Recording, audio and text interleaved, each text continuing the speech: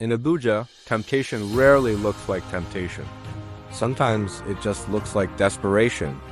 And desperation, well, it has a way of knocking right when your guard is down. After Katasha's late-night message, I became a man watching his own shadow. I changed my phone number. I stopped replying to messages unless they came on official letterhead. In the corridors of power, I avoided eye contact. I told myself discipline would save me.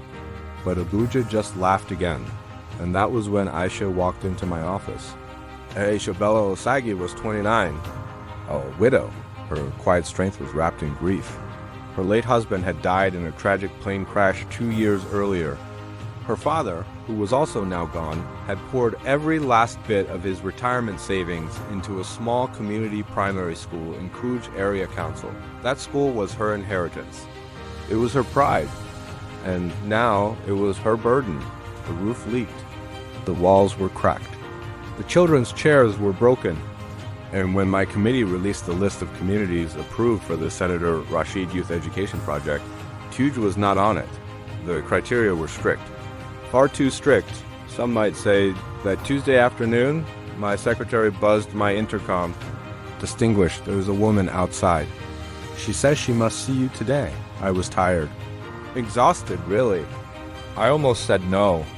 But something, call it conscience, call it fate, made me say yes. Aisha entered wearing a simple Ankara gown and a matching head tie. Nothing flashy. Nothing dramatic at all. Still, her beauty was undeniable. She was tall, with light skin, and her eyes were red from crying. She greeted me with the proper respect, and then she went down on her knees. "Senator Rashid," she said, her voice shaking. "Please save my school. Please save my father's dream." I helped her up immediately.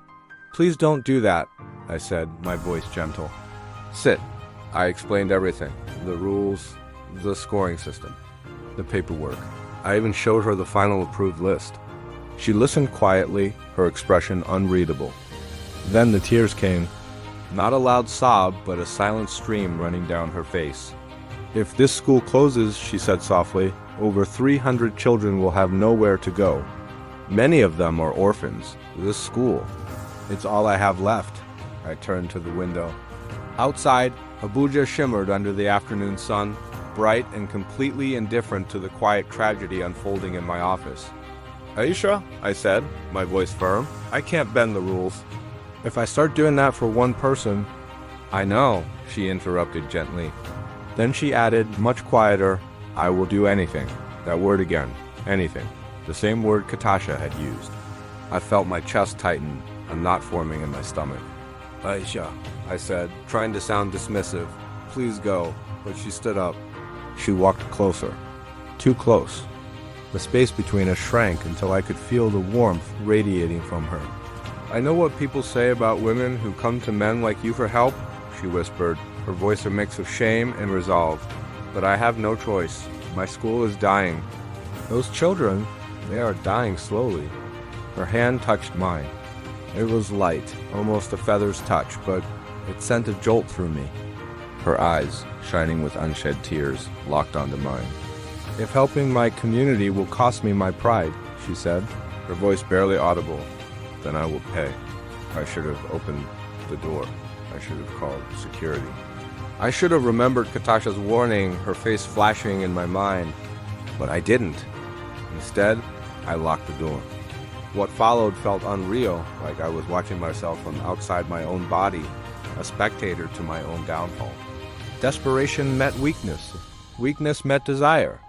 And in that quiet, sunlit office, reason lost completely. Afterward, a heavy silence filled the room like smoke. I sat on the edge of my desk, shame burning in my chest like a hot coal. "This should not have happened," I managed to say, the words tasting like ash. Aisha said nothing. She only adjusted her gown, her eyes still wet but now holding a different kind of pain. "My school," she whispered, her voice fragile. I gave a single, sharp nod. That was all it took. She left without another word, a ghost disappearing back into the bustling city. That night, sleep did not come. By morning, guilt had made a decision for me.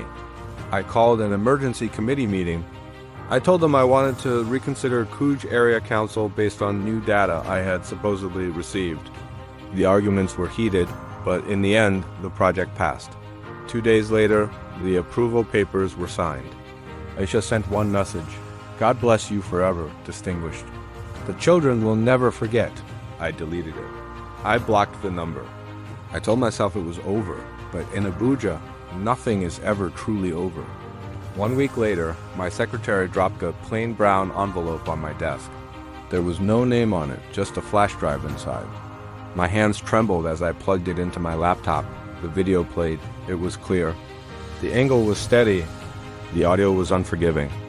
Every moment, every sound, my office, my desk, my mistake, captured in high definition. Then, a line of text appeared on the screen. "Young senator likes fresh promises." Followed by another. 50 million naira by 6 p.m. tomorrow. I felt my blood turn to ice.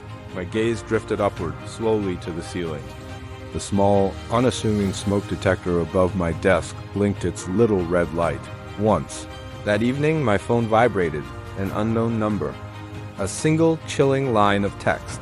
"Heard you helped a desperate woman recently. Be careful, distinguished." Some debts don't stay quiet. I didn't need a name. I knew I had broken my own rule, betrayed my own code, for one moment of weakness.